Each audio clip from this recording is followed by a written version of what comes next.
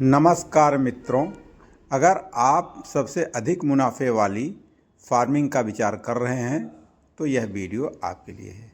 मैं आपको ऐसी फार्मिंग के बारे में बताऊंगा जो परंपरागत फार्मिंग से कई गुना अधिक मुनाफा देने वाली है। मैं बात कर रहा हूं पपीता फार्मिंग की। पपीता एक ऐसा पौधा है जिसकी जड़, तना, पत्ती, फूल, फल, बीज सभी उपयोगी होते हैं।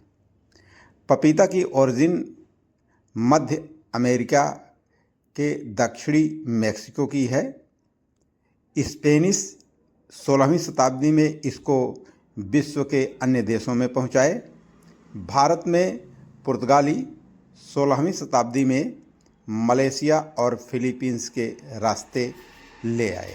पपीता की खेती के लिए जलवायु।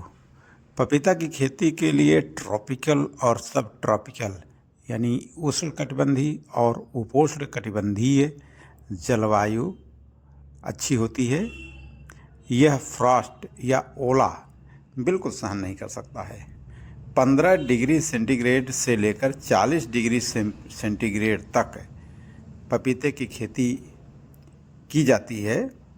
वैसे 22 डिग्री से लेकर 26 डिग्री का टेम्परेचर पपीते के लिए आइडियल होता है। पपीते के लिए मिट्टी। पपीते की खेती भारत के विभिन्न भागों में विभिन्न प्रकार की मिट्टियों में की जाती है। काली मिट्टी, लाल मिट्टी में भी पपीते की खेती की जाती है। फिर भी लोमी और सैंडी लोमी मिट्टी पपीते के लिए उपयुक्त होती है। मिट्टी ऐसी होनी चाहिए जो हल्की हो, जल निकासी वाली हो, मिट्टी में पानी अधिक देर तक रुकता ना हो और मिट्टी का पीएच मान 6 और 6.5 तक होना चाहिए। मिट्टी में कंकड़ पत्थर नहीं होने चाहिए।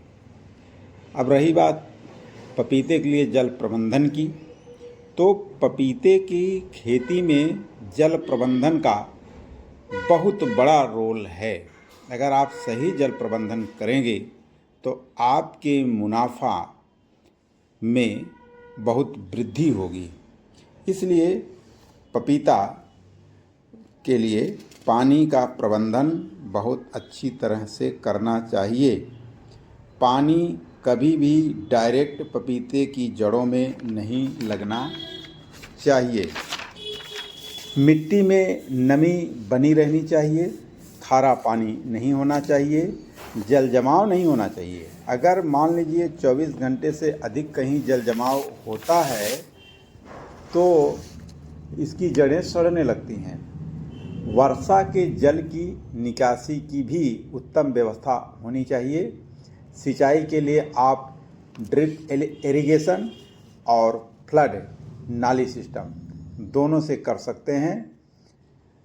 पपीता के लिए जो ड्रिप बनाई जाएगी, डबल ड्रिप इसमें लगाई जाती है। अगर फ्लड के से आप सिंचाई करते हैं तो भी 2 नाली बनाई जाती है। गर्मियों में सप्ताह में आवश्यकता अनुसार 2 बार सिंचाई करें और सर्दियों में 10 दिन में 1 बार सिंचाई कर सकते हैं। वो भी भारत के अलग अलग क्षेत्रों में अलग अलग मिट्टी के अनुसार निर्भर करेगा। फूल और फल आते समय यानी कि समर में नमी बनाए रखना आवश्यक है। अगर मिट्टी में नमी नहीं है तो फल गिर सकते हैं। मल्चिंग करना ज़रूरी है। ड्रिप लाइनों के ऊपर मल्च का उपयोग करें जिससे मिट्टी में नमी बनी रहती है। नर्सरी के लिए या तो आप सीड से घर पे ही नर्सरी तैयार कर सकते हैं या किसी विश्वसनीय नर्सरी से पौधे ला सकते हैं। अब एक सवाल ये उठता है कि किस वैरायटी का पपीता लगाएं। पपीते की वैरायटी का चयन करते समय 2 बातों का ध्यान रखें। एक, आपको बेचना कहाँ है, लोकल मार्केट में या कहीं बाहर के व्यापारी को भेजना है। अगर बाहर के व्यापारी के लिए आपको भेजना है तो उसके लिए मोटे छिलके वाला पपीता होना चाहिए जिससे परिवहन में नुकसान होने का डर कम हो। दूसरा, चयन करते समय ये देखना चाहिए कि जो पपीता हो वो उभयलिंगी हो। जो उभयलिंगी मेल और फीमेल एक ही पपीते में होंगे तो वो हर पेड़ से फल आपको प्राप्त होगा। तो जो इसमें दो बहुत महत्वपूर्ण वेराइटीज़ हैं, मैं उसका आपको नाम बता रहा हूँ। एक है रेड लेडी 786, दूसरा है पूसा डिलेशियस। ये दोनों ही बहुत उत्पादन देने वाली प्रजातियां हैं और बहुत ही लोकप्रिय हैं। और रेड लेडी 786 तो वायरस रेजिस्टेंट है, इसलिए अगर आप अच्छी उपज और अच्छा प्रॉफिट चाहते हैं तो इन प्रजातियों को लगा सकते हैं। प्रायः यह सवाल पूछा जाता है कि 1 एकड़ में कितने पौधे लगाएं। देखिए, पौधा ज़्यादा लगाने के लिए मत सोचिए, ये सोचिए कि जो भी आप पौधे लगा रहे हैं सबको पर्याप्त सूर्य का प्रकाश प्राप्त हो और पत्तियां एक दूसरे पर ओवरलैप ना करें। अगर पत्तियां एक दूसरे पर ओवरलैप कर रही हैं तो इससे वायरस अटैक ज़्यादा होगा, बीमारियां होंगी। फल जो है आपके छोटे होंगे, क्योंकि भोजन बनाने का काम तो सूर्य के प्रकाश की मौजूदगी में पत्तियां ही करती हैं और पत्तियां आपस में टकराएंगी तो भोजन का निर्माण कम होगा, बीमारियां ज़्यादा होंगी, फल छोटे होंगे। पपीता पंक्तियों में लगाइए। 2 पंक्तियों के बीच की दूरी मिनिमम 6 फुट हो और पौधे से पौधे के बीच की दूरी मिनिमम 8 फीट हो और पौधे जिगजैग टाइप लगाइए जैसा कि चित्र में दिखाया गया है। इससे क्या होगा कि पौधों को पर्याप्त स्पेस मिल जाएगा। जितना अधिक आप स्पेस देंगे उतना ही अच्छी फ्रूटिंग होगी और पौधे की लाइफ अधिक होगी। अधिक समय तक स्वस्थ रहते हुए आपको पपीता प्रदान करेगा। इस हिसाब से अगर आप कैलकुलेट करते हैं तो 1 एकड़ में लगभग 800 पौधे आएंगे। आप इससे ज़्यादा पौधा कतई न लगाएं, इससे कम ही लगाएं, स्पेस पर्याप्त दें। तब आप देखेंगे कि आपके मुनाफे में कई गुना वृद्धि हो जाएगी। पौधा जिस खेत में लगा है उसकी लगातार साफ सफाई करते रहें, खरपतवार को ना उगने दें और उसके नीचे किसी प्रकार की गंदगी न रहे। ये गंदगी जो है बाहरी कीड़े मकोड़ों को अपनी ओर आकर्षित करेगी और जो पपीते में विभिन्न बीमारियों को फैलाने का कारण बनेंगे।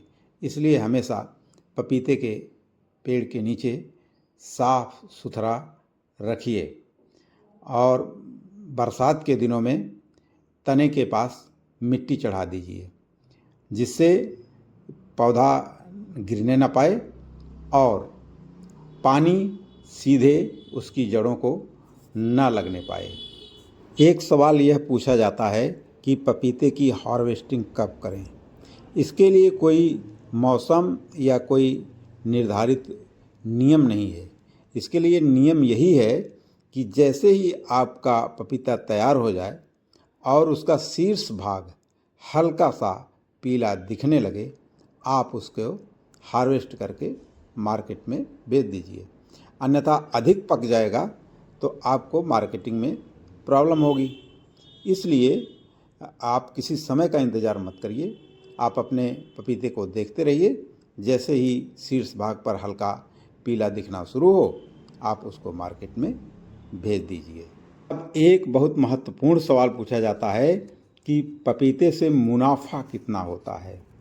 जहाँ मुनाफे की बात है, यह 2 बातों पर निर्भर करता है कि आपने पपीते की देखभाल कितनी अच्छी की है, इसका सॉयल, मिट्टी, डिस्टेंस, जल प्रबंधन कैसा रहा है, आपका उत्पादन कैसा हुआ है। अगर आपने 1 एकड़ में 800 पौधे लगाए हैं और एक पौधे पर आपने 1000 का अगर मुनाफा प्राप्त करते हैं तो समझ लीजिए 1 एकड़ में लगभग 8 लाख रुपए आपको प्राप्त हो सकते हैं, क्योंकि अब जो वैराइटीज़ आ गई हैं इनकी उत्पादन क्षमता बहुत अधिक है। 40 से 50 मीट्रिक टन एक एकड़ में पपीता बड़े आराम से पैदा हो जाता है और आपको मार्केट में बेचेंगे इतना पैसा मिलेगा उतना फार्मिंग के किसी अन्य सिस्टम में प्राप्त नहीं होगा जितना आपको पपीते की फार्मिंग से प्राप्त होगा। इसलिए आप प्रॉफिट के बजाय आप उसके प्रबंधन पर ज़्यादा फोकस करें, आपको निश्चित रूप से बहुत अधिक लाभ होगा, आपको लॉटरी खुल जाएगी। धन्यवाद।